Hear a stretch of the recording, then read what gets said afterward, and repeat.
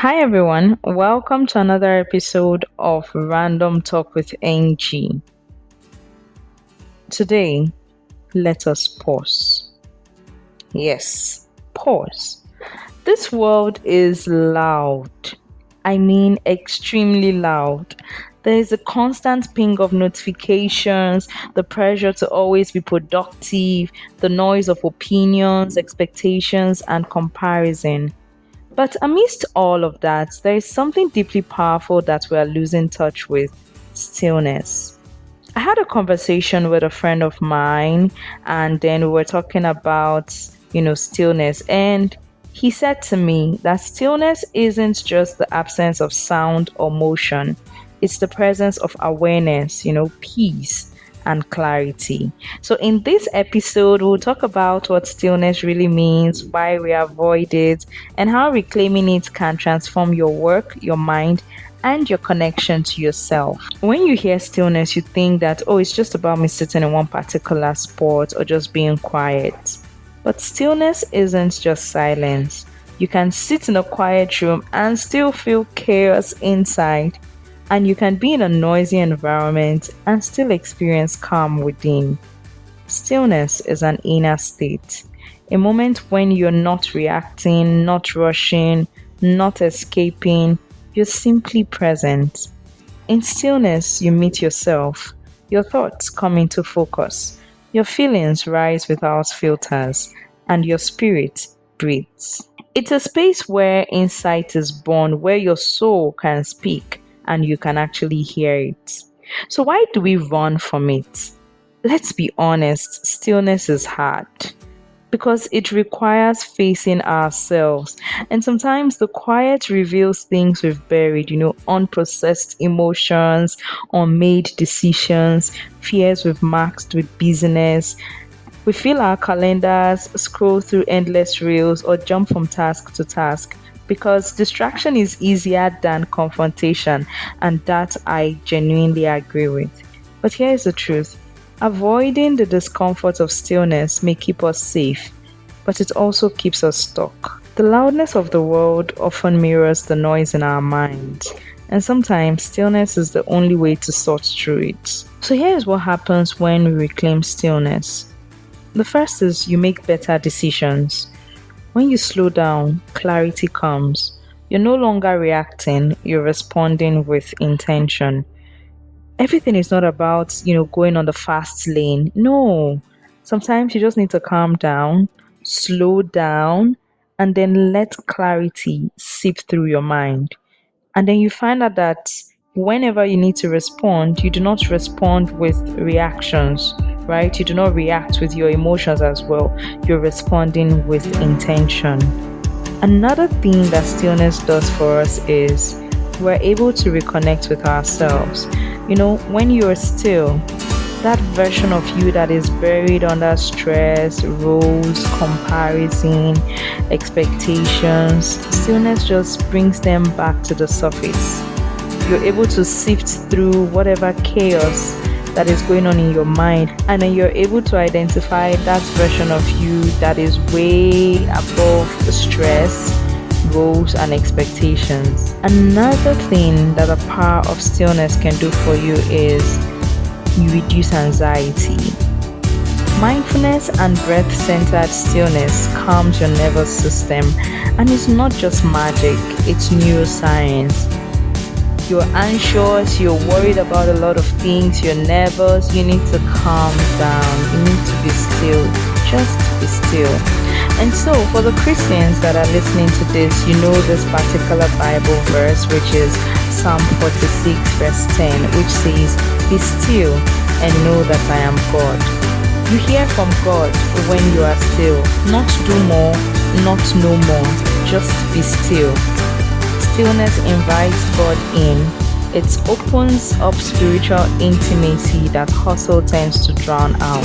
Now, how do you think you can practice stillness? Because you're asking me, Ngozi, the world is chaotic enough, the world is loud, I stay in a noisy environment, I go through bouts of noise and chaos every day of my life. How exactly am I going to practice stillness?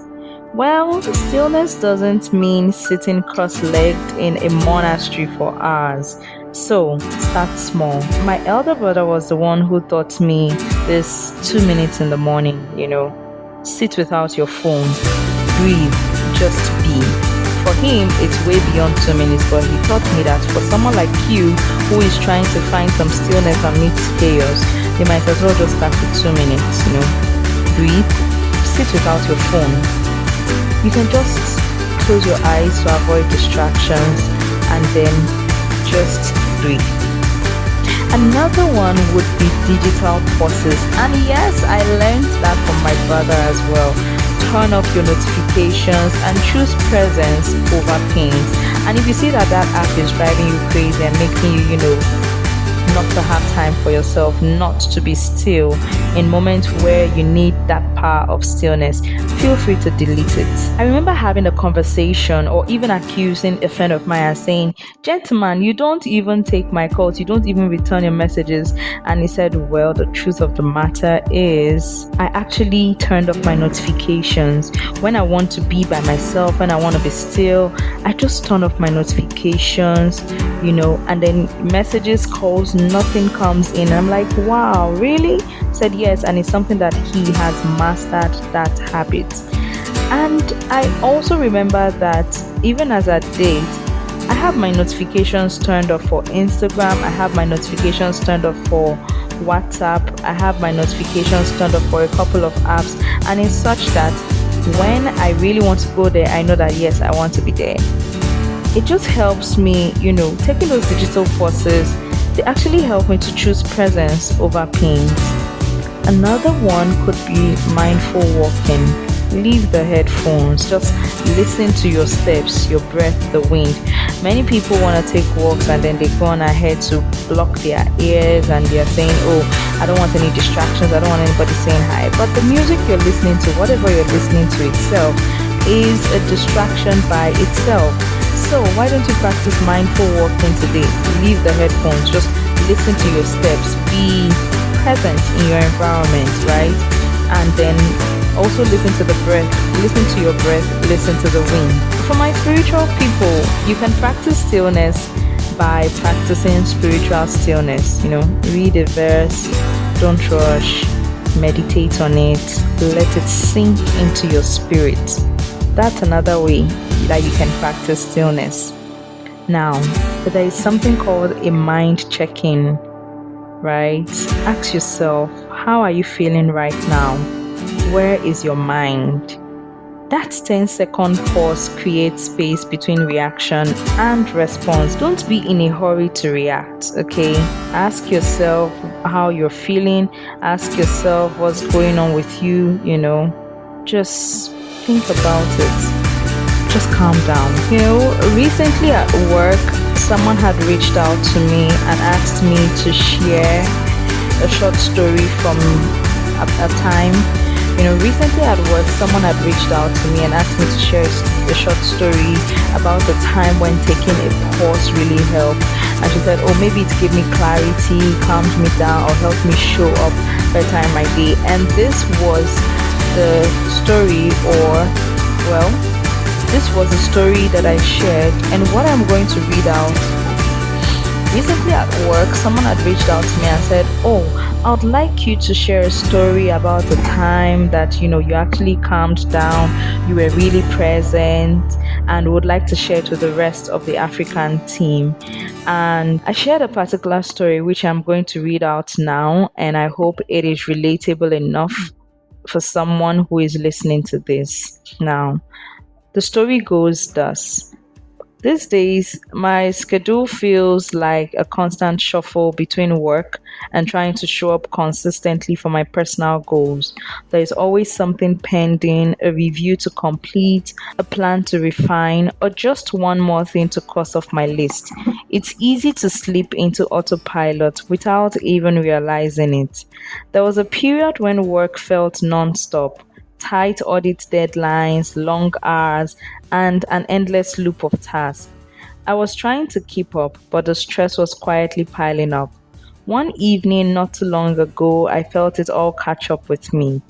Instead of pushing through like I normally would, as I was tempted to keep working, I stepped away from my desk. I put my phone on silent, sat by the window, and just stared into the quiet.